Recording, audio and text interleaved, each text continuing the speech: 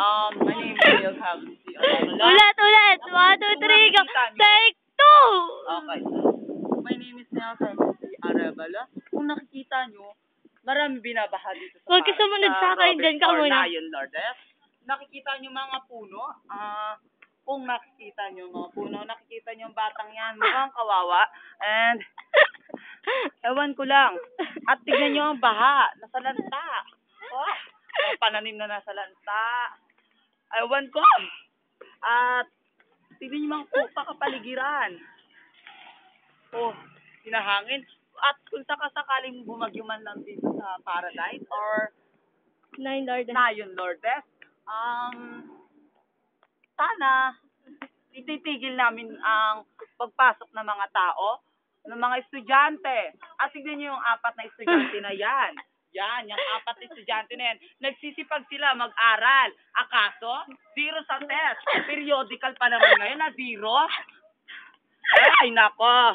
At kung nakikita nyo dito, may mga maraming nasalantang bagyo. Yan. At, Wait lang. and, kung nakikita nyo yung mga yan, oh, mama. At, yan, yung mga dahon na yan, kung nakikita nyo, tumumba siya dahil sa bagyong niknik. Ay, isa lang yung bagyong yan. At may paparating pa daw na bagyo. Magkakasulubong daw sila, sabi ni Ma'am Dinah. Bagyong Lubyago. Sana. Bagyong OJ. Oo. Kasi, kaya lang naman bumabagyo sa paligid kasi dumadating si Ma'am Dinah. Kaso, sana hindi na dumating si Ma'am Dinah.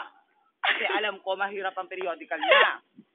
At nalulungkot ako sa mga nasalantang bagyo. Nasalantang bagyo. Nasalanta ng bahay. Ay, nasalanta ng mga bagyo. Nasalanta ng bagyong niknik. Ang kaso, maraming kaso. Basta hindi ko alam kung ano yung kaso na yan. Ewan ko na lang kung ano yung kaso na yan.